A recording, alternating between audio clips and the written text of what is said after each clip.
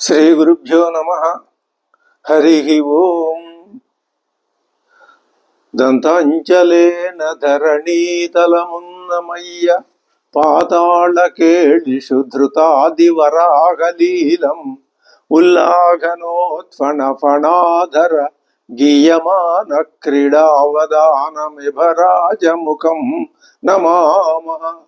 అమరీ కబరీ భారభ్రమరీ ముఖరీకృతం దూరీకరోతు దురితం గౌరీచర చరణ పంకజం. ఇందీవరదళశ్యామం ఇందిరానందకందళం వందారు జనమందారం వందేహం యదునందనం.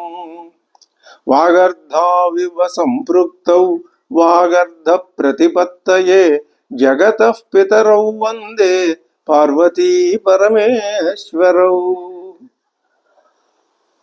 మాతాపితృభ్యాం జగతో నమో వామార్ధజానయే సద్యో దక్షిణ దృక్పాత సంకుచద్వామదృష్టయే అంతరాయ తిమిరోపశాంతయే శాంతపావనమచింత్య వైభవం తం నరం వపుషి కుంజరం ముఖే మన్మహే కిమపి తుందిలం మహా.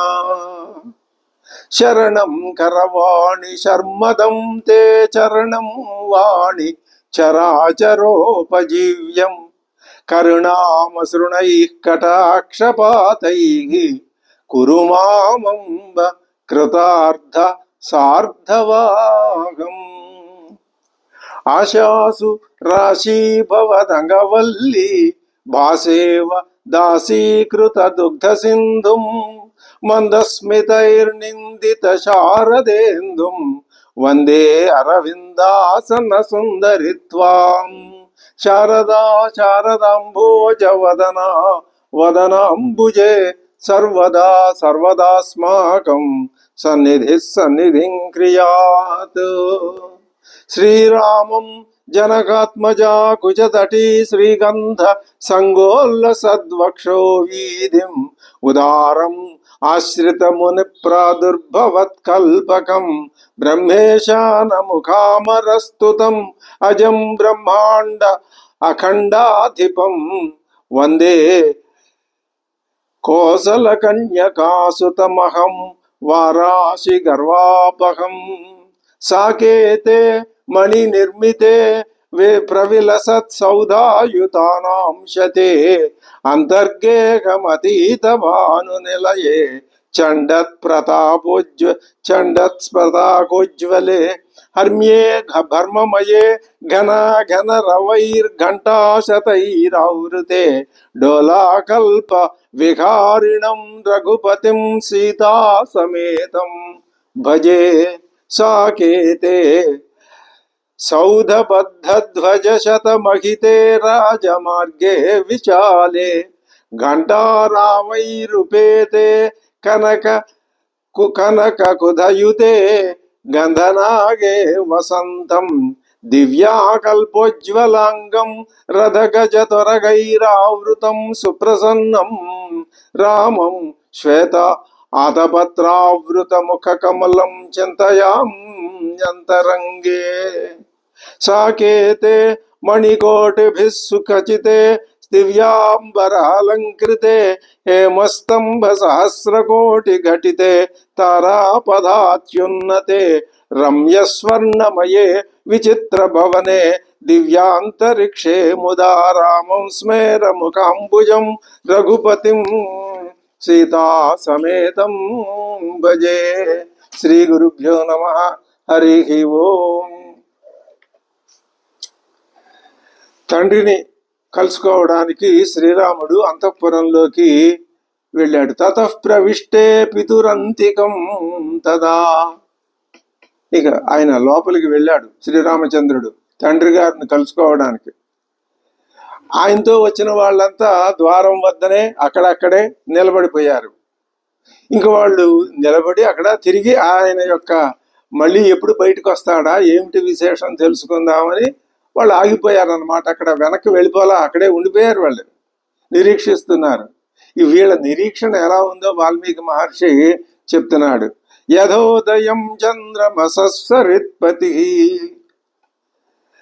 సరిత్పతి అయినటువంటి సముద్రుడు చంద్రోదయం కోసం పౌర్ణమి నాటి పూర్ణచంద్రుడు రాక కోసం ఎలా ఎదురు చూస్తూ ఉంటాడో వీళ్ళు అలాగా ఆ రాకానిశ సమముఖం కలిగినటువంటి రాకాచంద్ర సమానమైన ముఖం కలిగినటువంటి ఆ రాముడి కోసం వాళ్ళు ఎదురు చూస్తున్నారు. ఆయన లోపలికి వెళ్ళి సదర్శ ఆసనే రామో విషణ్ణం పితరం శుభే కైకేయీ సహితం దీనం ముఖేన పరిశుష్యత. రాముడు దశరథుడిని చూశాడు. ఆయన కైకేయీ సహితుడై ఉన్నాడు. ఆసనం మీద ఉన్నాడు కూర్చుని, శుభే ఆసనే. అయితే విషణ్ణం, చాలా విషాద ఛాయలు ఉన్నాయి ముఖం నిండా. దీనంగా ఉన్నాడు. ముఖేన పరిశుష్యత, ఎండిపోయిన ముఖం, వాడిపోయిన ముఖం, చాలా క్లిష్టంగా ఉన్న ముఖంతో ఉన్నాడు ఆయన. మొట్టమొదట ఆయన శ్రీరామచంద్రుడు తండ్రి పాదాలకు నమస్కరించాడు. తర్వాత వెంటనే తల్లి పాదాలకి నమస్కరించాడు. ఆయన లోపలికి వచ్చి మొట్టమొదటి చేసిన పని అదే. అప్పుడు దశరథుడు దీనంగా ఒక్క మాట అన్నాడు, రామా అన్నాడు. అంతే. ఇంకా తర్వాత మాట ఆయన నోట పెళ్ళగిలి బయటికి రాలేదు. ఇంకా పైన కళ్ళు నీళ్లతో నిండిపోయాయి. మాట రాలేదు, ఏం అనలేకపోతున్నాడు. అదే ఆఖరి మాటేమో. నరపతి యొక్క ఆ రూపం అపూర్వంగా కనపడింది శ్రీరామచంద్రుడికి. ఇంతకు ముందు ఎప్పుడు అలా లేదే ఆయన ముఖం. ఇప్పుడు ఇది చాలా భయావహంగా ఉంది. అటువంటి భయానకమైన ముఖం చూసి త్రుళ్ళిపడ్డాడు శ్రీరాముడు. ఆ త్రుళ్ళిపాటు ఎలా ఉంది?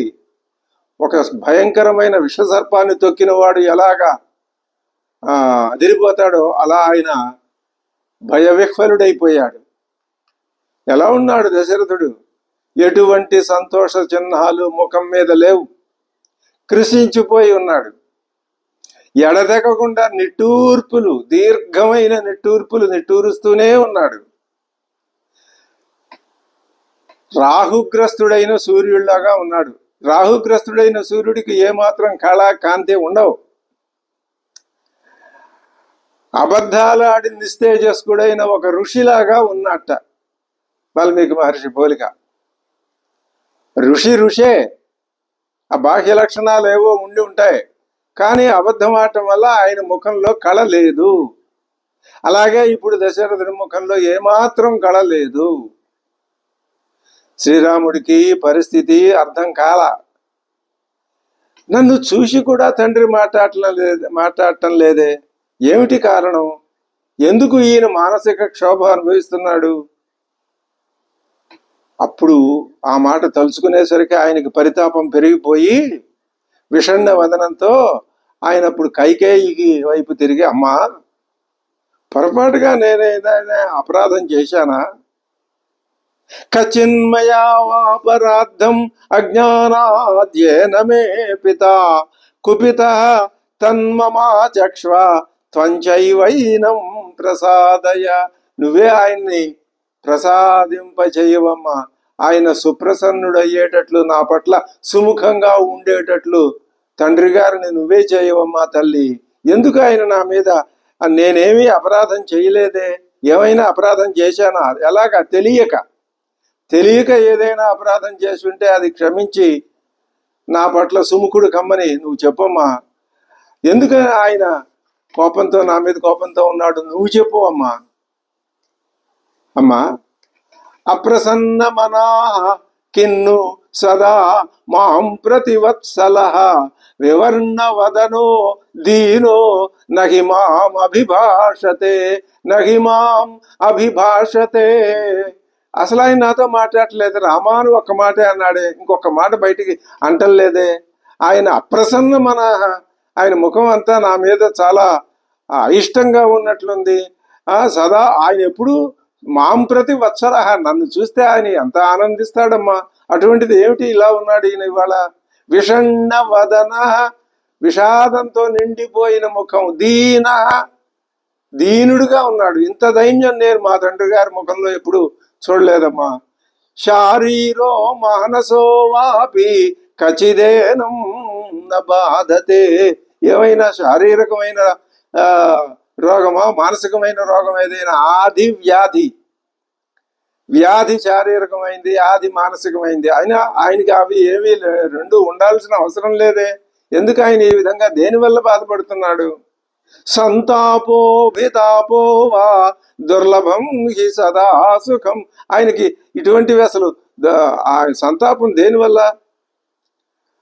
సంతాపం అభితాపం. సంతాపం అంటే వ్యాధి, అభితాపం అంటే ఆది. అలా ఆది వ్యాధులకు లోటైన వాళ్ళకి సుఖం ఉండదు కదమ్మా. ఎందుకు ఈయన అటువంటి ఆ పరిస్థితికి వచ్చాడు? కచ్చిన్న కించిత్ భరతే కుమారే ప్రియదర్శనే శత్రుఘ్నే వా మహాసత్వే మాతృణాం వా మమ అశుభం. ఈయనకి పరిపరి విధాలు పోతోంది శ్రీరామచంద్రుడి మనస్సు. ఏమైనా ఆది వ్యాధులా? భరతుడికి ఏమైనా, నా ముద్దుల తమ్ముడు మనోహర రూపం కలిగినటువంటి భరతుడికి ఏమైనా అశుభం జరిగిందా? శత్రుఘ్నుడికి ఏమైనా అశుభం జరిగిందా? లేకపోతే మా తల్లులిద్దరికీ ఏమైనా అశుభం జరిగిందా? ఏమిటి కారణం? ఎందుకని ఈయన దీనంగా ఉన్నాడు? అతోషయన్ మహారాజం అకుర్వన్ వా పితుర్వచ ముహూర్తమపి నేచ్ఛేయం జీవితం కుపితే నృపే. నృపే కుపితే, రాజుగారికి కోపం వచ్చి ఉండగా, ఆయన ఇటువంటి పరిస్థితుల్లో ఉండగా, నేచ్ఛేయం జీవితం ముహూర్తమపి, ఒక క్షణకాలం కూడా నేను జీవించలేనమ్మా. ఏమిటది? అతోషయన్ మహారాజం, రాజుగారికి సంతృప్తిని కలిగించకుండా. ఇంత విషాదం నా వల్ల కలిగిందంటే నాకు ఇది చాలా అయోమయంగా ఉంది, అర్థం కావట్లేదు. అకుర్వన్ వా పితుర్వచ, తండ్రి మాట వినకపోయినా ఉండాలి నేను, లేదా నేను ఏదైనా తెలియక ఆయన పట్ల అపరాధమైనా చేసి ఉండాలి. ఈ రెండింటి వల్ల ఏదైనా జరిగితే కనుక నేను ఒక క్షణం కూడా నా జీవితాన్ని నేను భరించను. రాజుగారిలో మునుపు ఎన్నడూ లేని ఈ దైన్యం గాని, కోపం గాని కలగడానికి ఏమిటి కారణం అమ్మా? నువ్వు చెప్పు అని రాముడు కైకమ్మతో చాలా దీనంగా అసలు విషయాన్ని చెప్పమని బ్రతిమాలితే, ఇప్పుడు కైక ఇంకా ఆవిడ అసలు విషయం బయట పెట్టాలి. బయట పెట్టాలంటే కొంచెం ఏదైనా మొహమాటం అయినా ఉండాలి. ఈవిడ ఆ కార్యనిర్వహణ వైపు ఉన్నది కదా మనస్సు. ఏ మాత్రం మొహమాటం లేదు, మాట చెప్పటంలో జంకు గొంకు లేదు, సిగ్గు ఎగ్గు అనే మాట కూడా లేవు, ఏమీ లేవు. తన తప్పును కప్పి పెట్టేసుకుంటోంది. చాలా నైపుణ్యంగా, చాకచక్యంగా అంతా దశరథ మహారాజు వల్లనే వచ్చిందన్న విధంగా ఉన్న విషయాన్ని ఆయన మీద చక్కగా ఆయనకు ఆపాదించి ఆయన పరంగానే చెప్తోంది. తాను చేసింది ఏమీ లేదన్నట్లుగా తనని తాను కాపాడుకుంటూ. అది కైక యొక్క వచనాల్లో ఉన్నటువంటి నేర్పు. కైక వచనాల్ని అటువంటి మాటలు ఆవిడతో చెప్పించడంలో వాల్మీకి మహర్షి అద్భుతమైనటువంటి ఘట్టం ఇది. రామాయణం మొత్తానికే తలమానికమైనటువంటి సంభాషణ ఘట్టం. అప్పుడు ఆవిడ అంటోంది, శ్రీరామ, మహారాజు గారికి కోపము లేదు, తాపము లేదయ్యా. శారీరకమైన బాధ లేదు, మానసికమైన బాధ అంతకంటే లేదు. ఆయనకి మనసులో ఏదో ఓ కోరిక ఉందయ్యా. వెంటనే చెప్పచ్చుగా. అలా చెప్పదావిడ. అదే మొట్టమొదట రాజుగారితో మాట్లాడినప్పుడు అలాగే మాట్లాడింది, ఇప్పుడు శ్రీరామచంద్రుడితో మాట్లాడేటప్పుడు అలాగే మాట్లాడుతోంది.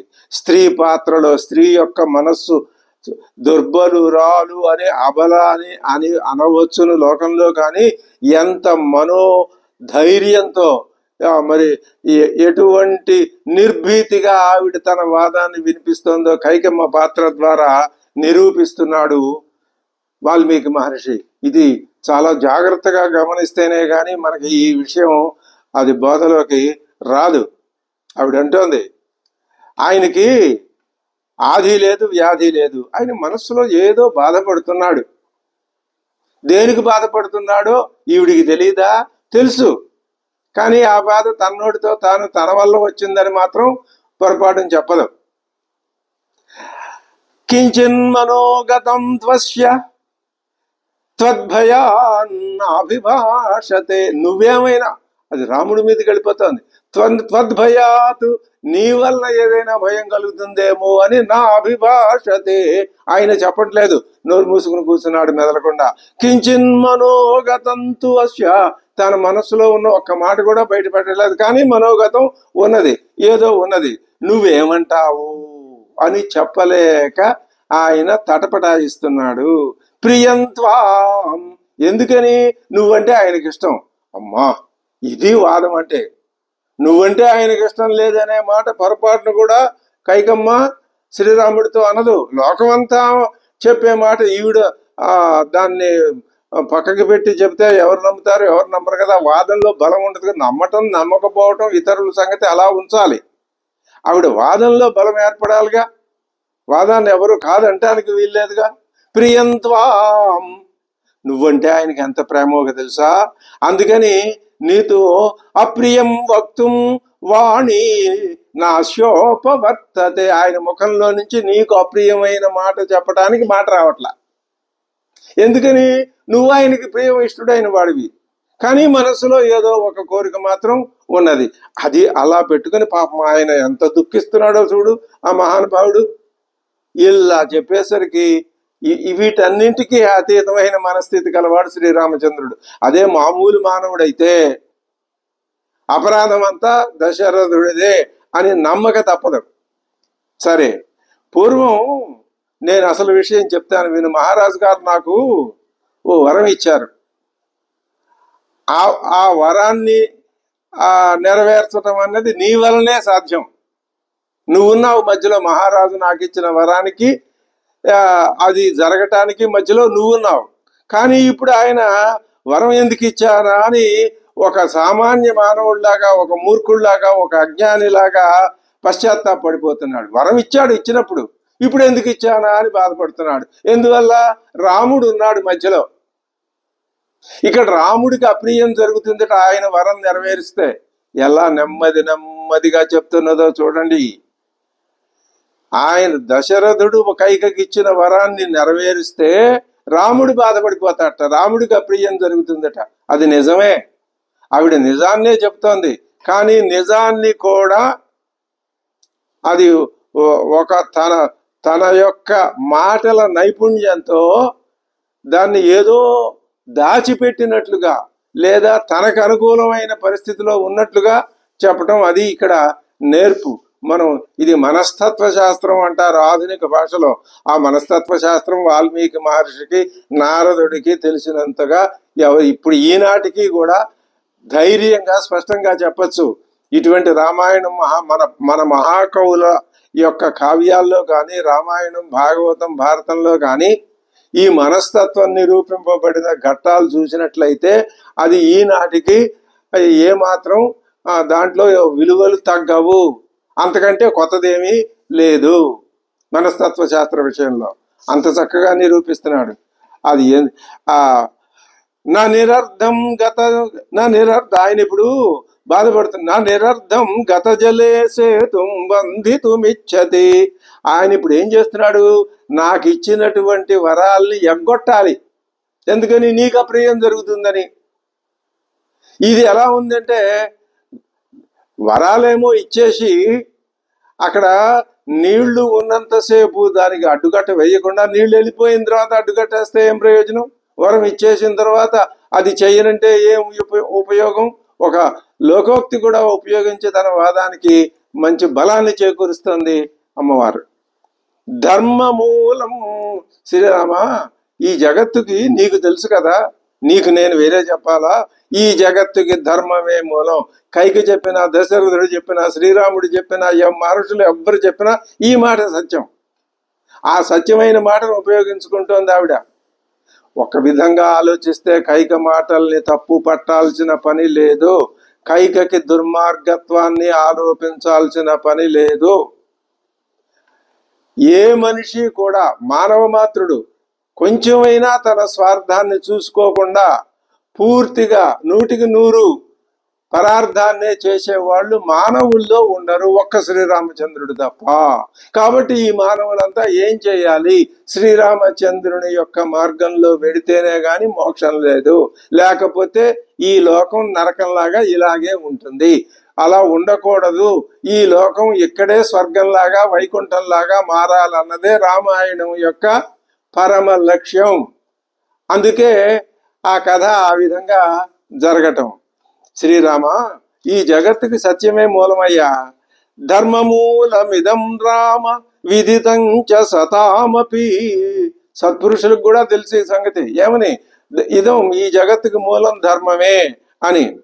తత్సత్యం నత్యజేద్రాజా కుపిత త్వత్కృతే యథా. నీకోసం ఆ సత్యాన్ని ఆయన విడిచిపెడితే ఎలాగా? ఇంకా ముందు కాళ్ళకి బంధం వేసినట్టు రాజుగారు తాను ఆడిన మాట తప్పితే సత్యాన్ని తప్పినట్టే. అది ఎవరి కోసమైనా సరే సత్యాన్ని తప్పకూడదు. కొడుకు కోసం ఏంటి, ఎవరి కోసమూ తప్పకూడదు. ఈ మాట ఎవరు కాదంటానికి కూడా వీల్లేదు. కైకమ్మ చాలా తెలివిగా మాట్లాడుతోందని మనకి అనిపిస్తోంది. యది తద్వక్ష్యతే రాజా శుభం వా యది వా అశుభం కరిష్యసి తతసర్వం ఆఖ్యాస్యామి పునస్త్వహం. కానీ నీ విషయం ఆయనకు తెలియదు. ఆయన ఏం చెప్పినా నువ్వు అది ఆచరించడానికి సిద్ధంగానే ఉంటావు అని నేను ఖచ్చితంగా చెప్పగలను. నీకు చెప్పవలసిన విషయం ఆయన మనసులో దాచుకుంటున్నాడుగా, అది నేను చెప్తాను విను. నహ్యేషత్వయి వక్ష్యతి, ఆయన చెప్పడు అని ఆ మాట విని శ్రీరాముడు చాలా బాధపడ్డాడు. అంటున్నాడు, అమ్మా అహోధింనార్ఘసే దేవి వక్తుం మామిదృశం వచః. అమ్మా, ఇటువంటి కఠినమైన మాట నన్ను ఎలా అంటున్నావమ్మా? నేను అసలు నన్ను చూస్తే నాకే అసహ్యం కలుగుతున్నది అన్నంతగా అనిపిస్తున్నదే నాకు. నేను ఇటువంటి ఇంతలా చెప్తేనే గాని వినేవాడిని కాదని నువ్వు అనుకుంటున్నావా? అది నా దురదృష్టమమ్మా. అహం హి వచనాద్రాజ్ఞ పతేయమపి పావకే. రాజుగారి మాట, ఒక్క మాట చెప్తే చాలు. అహం పావకే అపి పతేయం, నేను అగ్నిలో దూకమన్నా దూకేస్తాను. భక్షయేయం విషం తీక్షణం మధ్యేయమపి చార్ణవే. సముద్రంలో మధ్యేయం మునిగిపోమన్నా మునిగిపోతాను. ఘోరమైన కాలకోట విషాన్ని చక్కగా సేవించమన్నా సేవించేస్తాను. అగ్నిలో దూకమన్నా దూకేస్తాను. ఎప్పుడు రాజుగారు ఒక్క మాట చెప్తే చాలు. మాట చెప్పకుండా ఏమిటో మనసులో ఉంది, మరి నేను ఏం చేయగలనమ్మా? ఆయన ఆదేశిస్తే ఏదైనా చేస్తానమ్మా. అమ్మా, రాజుగారి కోరిక ఏమిటో నాకు మీరు చెప్పండి. ఇంతవరకు తెలియట్లేదు, నాకు చాలా ఉత్కంఠ పెరిగిపోతున్నది. ఆ కోరిక నేను నెరవేరుస్తానని ఇప్పుడు నీకు మాట ఇస్తున్నాను. ఇది ఇలా చెప్తేనే కానీ నువ్వు వినవు, రాజుగారు కూడా నా మాట నమ్మరు. నేను ఇప్పుడు మాట ఇస్తున్నాను. ఏమని? రామోద్విర్నాభిభాషతే. ఇది రాముడు అంటే. మరి వేదవేద్యే పరే పుంసి జాతే దశరథాత్మజే. వేదవేద్యుడైన పరమ పురుషుని యొక్క తత్వం ఇది. అది ఒకే తత్వం, రెండు లేవు దాంట్లో.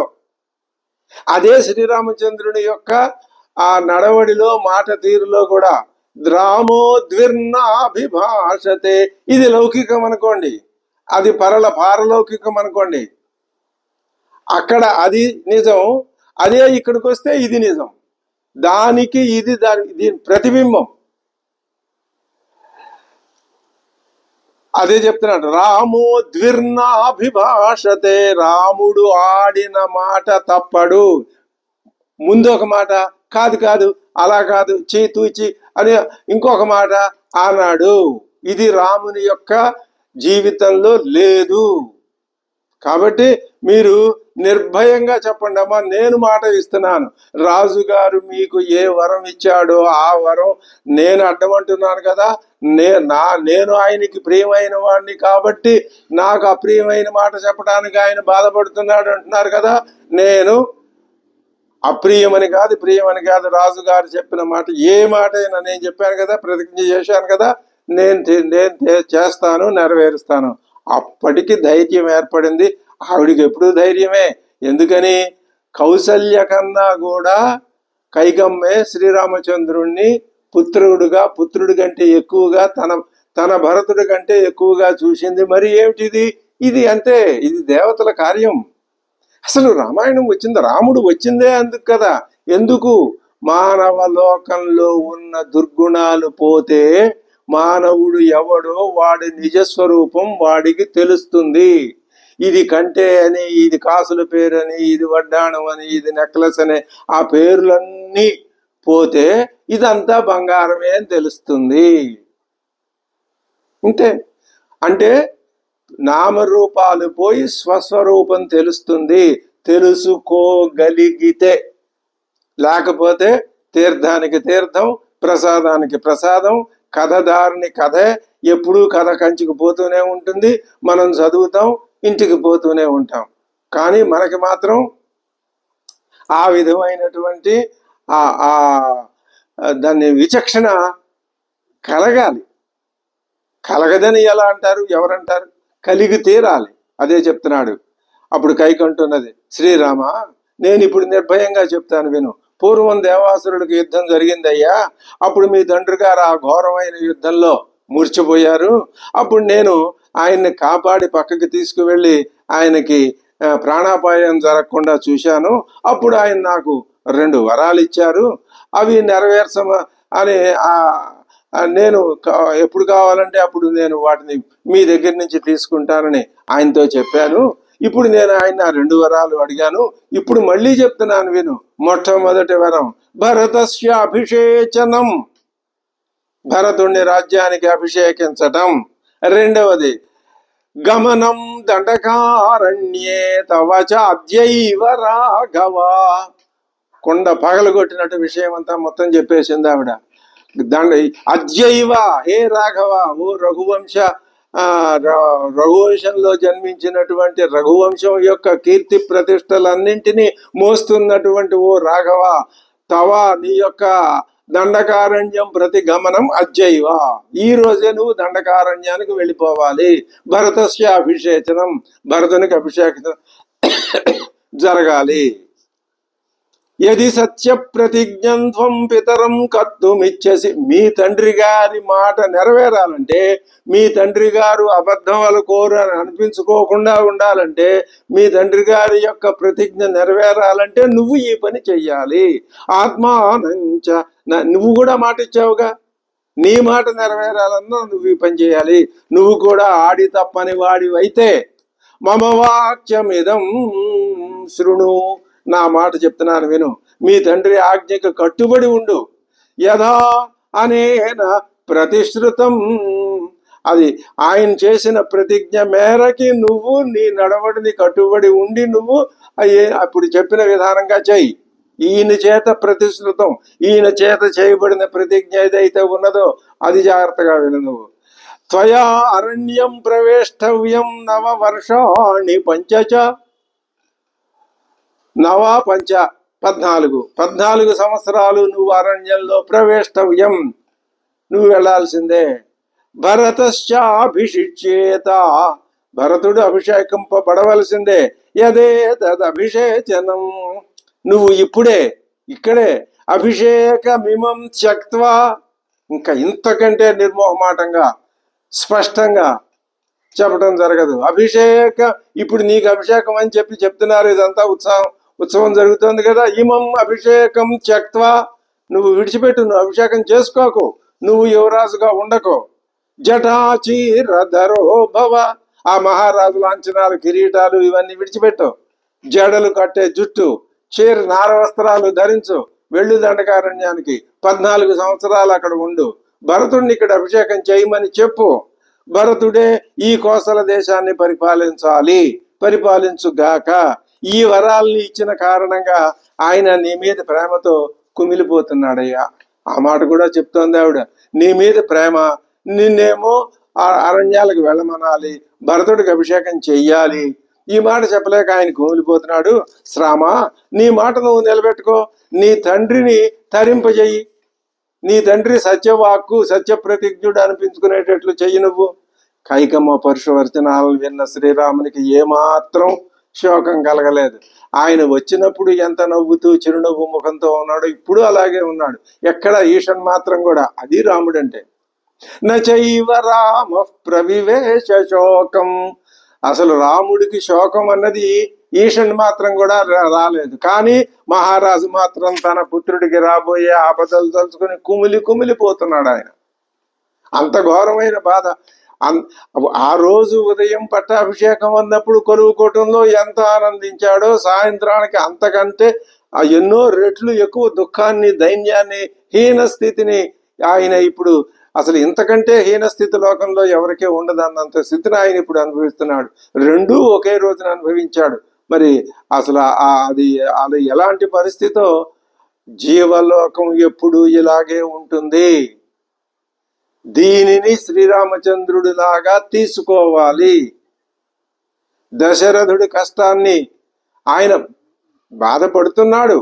కానీ తనకు వచ్చిన బాధన తండ్రికి బాధ కలిగిందని బాధపడుతున్నాడు తప్ప తనకి ఏదో కష్టం వస్తుందో అసలు ఆయనకి ఆ బాధే లేదు. అది అటువంటి స్థిత ప్రజ్ఞత్వాన్ని గనక మానవుడు ఆత్మానుసంధానం చేసుకుని సాధించుకోగలిగితే అది రామాయణం వల్ల ఆ రామాయణ తత్వం అర్థమైనట్టు, ఆ మార్గంలో ప్రయాణం. అందుకే రామాయణ అధ్యయనం. కానీ మహారాజు మాత్రం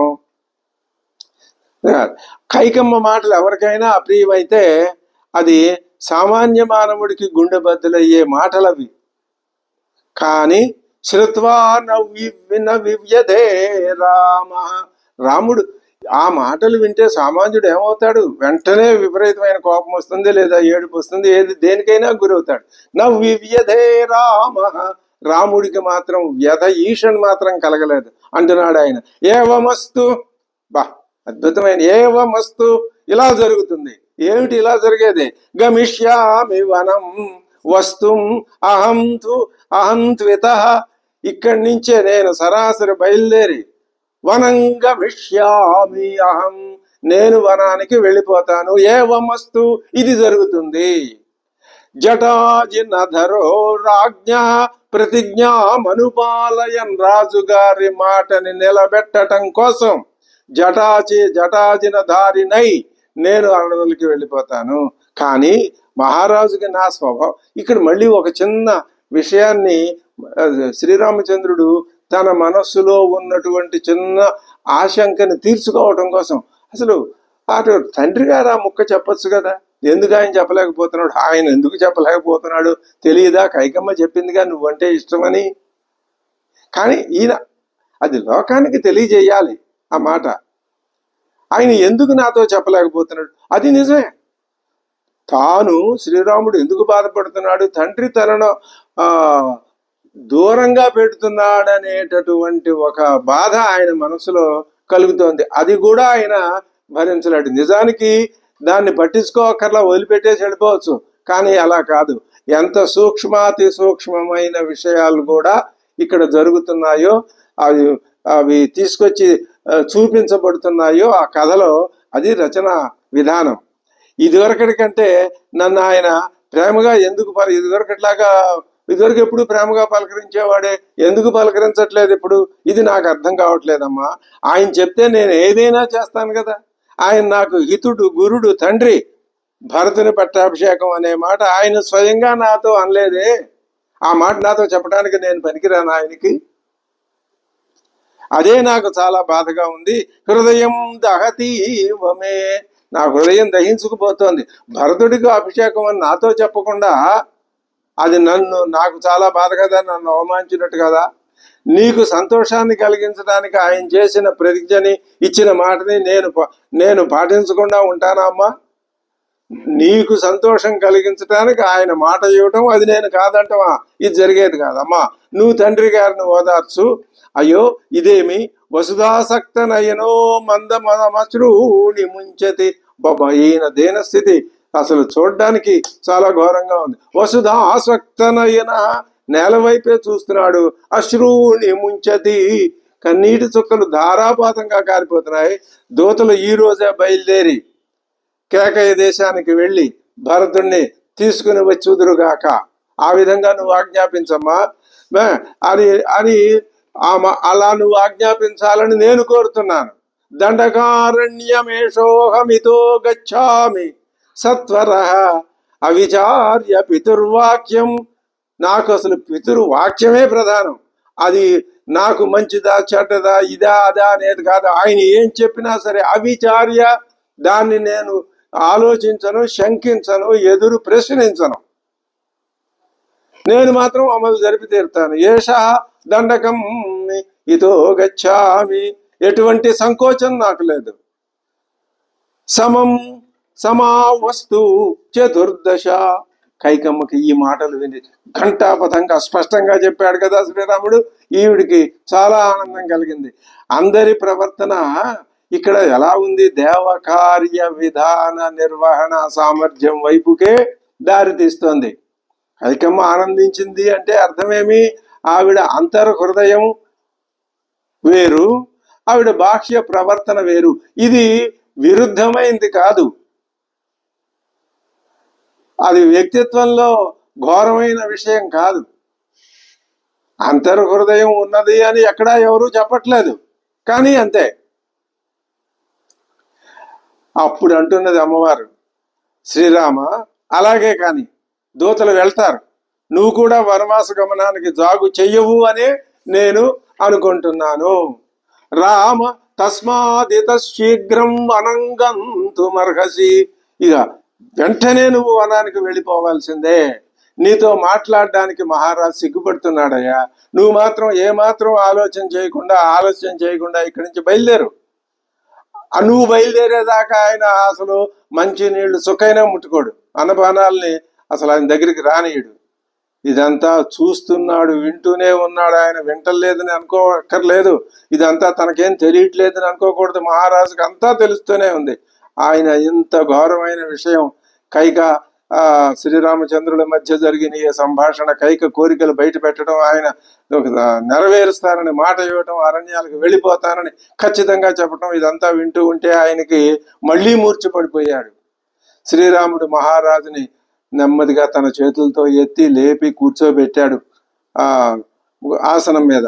తల్లితో అంటున్నాడు, అప్పుడు ఇది లోకంలో అసలు ఇంత అద్భుతమైన ప్రతిజ్ఞ మాట చెప్పినటువంటి వ్యక్తి ఎవరూ లేరు, ఒక్క శ్రీరామచంద్రుడు తప్ప. నాహమర్ధపరో దేవి లోకమా వస్తు ముత్సహే విద్ధిమాం ఋషిభిస్తుల్యం కేవలం ధర్మమాస్థితం. నాహం అర్ధపరో దేవి. నేను అర్ధపరుణ్ణిగానమ్మా. అర్థం అంటే ధనం, కోరికలు. నాకు ఏ కోరికలు లేవు. విద్ధిమాం ఋషిభిస్తుల్యం. నేను ఋషులతో సమానమైన వాణ్ణి. ఇలాంటివన్నీ నన్ను ఏమీ అంటవు. వీటన్నింటికి నేను అతీతుడిని. లోకమా వస్తు ముత్సహే.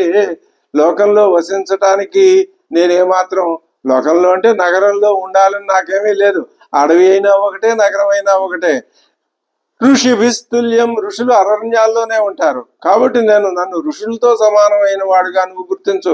నాహమర్ధపరో దేవి లోకమా వస్తు ముత్సహే విద్ధిమాం ఋషిభిస్తుల్యం కేవలం ధర్మమాస్థితం. నాకు కావలసింది కేవలం ధర్మమే. రామో విగ్రహవాన్ ధర్మ. రాముడు మూర్తిభవించిన ధర్మమే. ధర్మం వేదంలో చెప్పబడిన ధర్మం అంతా ఒక మనిషి ఆకారం పొందితే అది రాముడి లాగానే ఉంటుంది. లాగానే ఉండటం కాదు, రాముడే ధర్మం. నేను కాబట్టి కేవలం ధర్మమాస్థిత. నేను ధర్మమాన్ని మార్గంలో ఉన్నవాడినే. నా తండ్రికి ప్రియం చేయటమే నాకు ఇష్టం. ఇది రాముని మాట, అద్భుతమైన మాట. ఇది మన అందరం విన్న మాటే, వింటున్న మాటే. దీనిని ఒక వేదవాక్యంలాగా మనస్సులో భావించుకుంటే, భద్రపరుచుకుంటే, మరిచిపోకుండా ఉంటే ఇది మన జీవితాన్ని చక్కగా సుఖమయంగా గడపటానికి మనని నడిపిస్తుంది. జీవిత అనంతరం ఏ ఫలితం, ఏ ఉన్నత ఫలితం, ఉత్తమ ఫలితం కావాలో మనకు రావాల్సి ఉంటుందో దాన్ని అందించడానికి కూడా ఈ భావం పనికొస్తుంది. ఇలాంటి భావాలు శ్రీరాముడు చెప్పినవన్నీ మనం పదిలపరుచుకోవాలి. నాహమర్థపరో దేవి లోకమా వస్తు ముత్సహే విధిమాం ఋషిభిస్తుల్యం కేవలం ధర్మమాస్థితం నక్ష్యతో ధర్మచరణం కించిదస్తి మహత్తరం. నాకు మహత్తరమైన ధర్మం మరొకటి ఏదీ లేదు. దేనికంటే యథా పితరి శుశ్రూష తస్యవా వచన క్రియ. అది పితృవాక్య పరిపాలన ఒకటే నా ధర్మం. అది మంచా చెడ్డ అనేది వేరే ఏదీ కాదు. ఆయన చెడ్డ చెప్పడు. ఎందుకని? ఆయన మహారాజు, రాజర్షి, ఆయన చెప్పడు. కాబట్టి ఆయన చెప్పింది ఆచరణలో పెట్టడమే నాకు మార్గం. ఇదే అందరికీ ధర్మాచరణం అని మనం కూడా, మా తండ్రి చెప్పకపోయినా నేను పట్టించుకోను, అక్కర్లేదు, నువ్వు చెప్పావు కదా, నువ్వు చెప్తే ఒకటి, తండ్రి చెప్తే ఒకటే, చాలమ్మా చాలు, నీ ఆజ్ఞ నేను శిరస వహిస్తాను, నీ మాటలు నేను అక్షరాల పాటిస్తాను. మా అమ్మ కౌశల్య వద్ద సెలవు తీసుకుని వెళ్ళి సీతమ్మని కూడా అనునయించి, ఆవిడ బాధపడుతుంది కాబట్టి నేను దండకకి వెళ్ళిపోతానమ్మా అని ఒక దృఢమైన నిర్ణయంతో నిలబడ్డాడు శ్రీరాముడు. రాముడి మాటలు వింటూ దశరథుడు ఏమీ మాట్లాడలేకపోయి, అసలు రాముడు రాగానే రామా అన్నాడు. మళ్ళీ ఇంతవరకు ఒక మాట మాట్లాడినట్టు వాల్మీకి ఎక్కడా చెప్పలేదు. ఈయన నేను వెళ్తున్నానమ్మా, తల్లికి ఒక మాట చెప్పి వెళ్తాను, సీతని అనునయించి వెళ్తాను అని చెప్పేసరికి ఆయన ఏడుపు ఇంకా ఎక్కువైపోయింది. శ్రీరాముడు కైక పాదాలకి తండ్రి పాదాలకి నమస్కారం చేసి బయటకు వచ్చేసాడు. ఇంతే. లక్ష్మణుడికి ఇదంతా ఆయన వింటూనే ఉన్నాడు, ఆయనకు తెలుసును, ఆయన వెనకే ఉన్నాడనే అనుకోవాలి. కోపం వచ్చింది. కోపం కాదు, కోపంతో పాటు దుఃఖం ముంచుకొచ్చేసింది లక్ష్మణుడికి. ఏంటి కోపము దుఃఖము రెండు వస్తాయా? అది అలాంటి సందర్భం. అన్నగారు వనవాసాల్లో ఉంటున్నాడే అని దుఃఖం, రాజ్యం రావట్లేదే అని కోపం. అది ఆయన ఏం చేశాడు? ఆ దుఃఖంతో కళ్ళనీళ్లు తిరిగిపోయాయి లక్ష్మణుడికి. శ్రీరాముడు పట్టాభిషేక ద్రవ్యాలకి చుట్టూ ప్రదక్షిణం చేశాడు. బయటకు వచ్చి ఆయన వచ్చేస్తున్నాడు బయటకు, ఆయన వెనకాలే లక్ష్మణుడు కూడా వస్తున్నాడు. పట్టాభిషేక ద్రవ్యాలకి ప్రదక్షిణం చేశాడు. పట్టాభిషేకం ఆగిపోయినందుకు శ్రీరాముడికి ఎంత కూడా విచారం కలగలేదు. పైగా ఆయన ముఖం సంతోషము, ఆయన ఎప్పుడు ఎలా ఉందో ఆయన ముఖం ఇప్పుడు కూడా అలాగే ఉన్నది. ఆయన మనస్థితి ఎలా ఉందంటే ఒక జీవన్ముక్తుడి దశ వలె ఉన్నది. జీవన్ముక్తుడు ఇలాగే ఉంటాడు. జీవన్ముక్తుడు జీవించి ఉండగానే మోక్షం పొందినవాడు. ఇదే జీవన్ముక్తి. ఈ ముక్తి రెండు విధాలుగా ఉంటుందని చెప్తారు.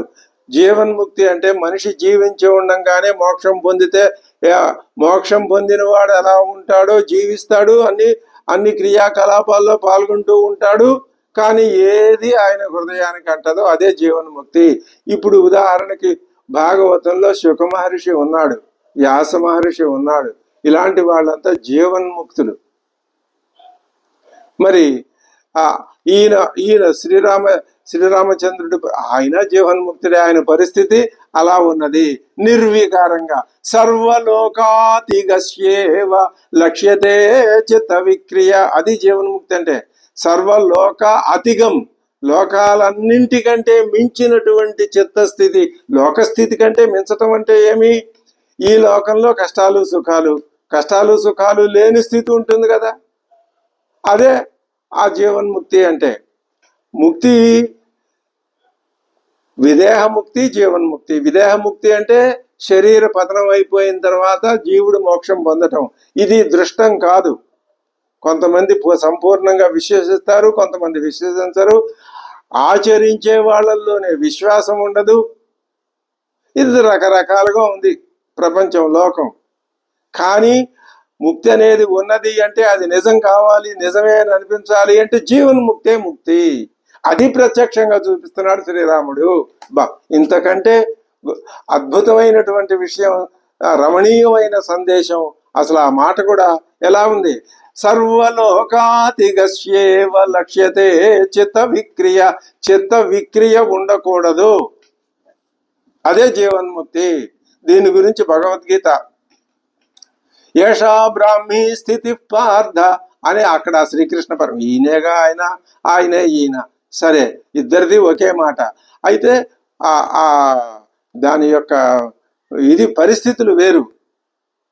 అది చూస్తే సరే ఆయన కౌశల్యాదేవి అంతఃపురంలోకి ప్రవేశించాడు. అక్కడ ఉన్న ప్రజలెవ్వరికి అసలు ఏం జరిగింది, ఆయన ముఖం చూస్తే ఎవరికి ఏదో జరిగిందని ఎవరికి అనుకోలేకపోతున్నారు. మామూలుగానే ఉన్నాడు. వాళ్ళు కూడా ఆనందంగా ఓహో పట్టాభిషేకం జరిగిపోతుందనే ఆ పిచ్చి భ్రమలోనే ఉన్నారు జనం మొత్తం అంతా కూడా. శ్రీరాముడిలో ఏ వికారం కనిపించడం లేదు. ఆయన ముఖంలో సంతోషం కొంచెం కూడా తగ్గలేదు. ఉచితంచ మహాబాహు నజహ్రే నజహౌ హర్షమాత్మన ఆత్మన హర్షం నజహౌ, ఇంత కూడా విడిచిపెట్టలే సంతోషాన్ని. మనసులో సంతోషం అలాగే ఉంది. అసలు అది ఆయన విడిచిపెట్టడం, ధరించి ఉండటం, కలిగి ఉండటం కాదు, ఆ సహజ స్వరూపం. అది ఆ సహజ స్వరూపాన్ని చెప్పటానికే జీవుడు వికారం, వికార రహితం దేవుడు, అదే స్వరూపం. జీవ వికారాన్ని పోగొట్టుకుంటే మిగిలేది స్వరూపమే. అదే ఇక్కడ చెప్పబడే అంశం, నిర్వివాదంగా అదే అంశం. దాన్ని మనం ఏం చేస్తున్నాం అంటే కొంచెం విశ్లేషించి చక్కగా చెప్పుకుంటున్నాం. ఇందులో దోషం ఏమీ ఉండాల్సిన అవసరం లేదు, అధిక్షేపాలు ఉండాల్సిన అవసరం కూడా లేదు. ఉచితంచ మహాబాహు నజహౌ హర్షమాత్మన శరద సముదీర్ణాంశు చంద్రస్తే జైవ ఆత్మజం. ఆత్మజం 16 కళలతో ఉన్న చంద్రుడు ఎలా ఉంటాడో ఈయన అలాగే ఉన్నాడు. లక్ష్మణుడు ఆయనకు బాగా పట్టరాని కోపంగా ఉంది. కానీ అన్నగారు అసలు ఏమంటాడో ఏమిటో అది ఇంకా అది ఆ అనిశ్చిత స్థితిలో ఆయన బాగా నిగ్రహించుకొని అన్నగారు వెంటనే అడుగులో అడుగు వేసుకుంటూ నడుస్తున్నాడు. శ్రీరాముడు తల్లి వద్దకు చేరుకున్నాడు. ఇంకా ఆయన తల్లితో మాట్లాడిన విషయం అది ఇంకా పరమాద్భుతంగా ఉంటుంది.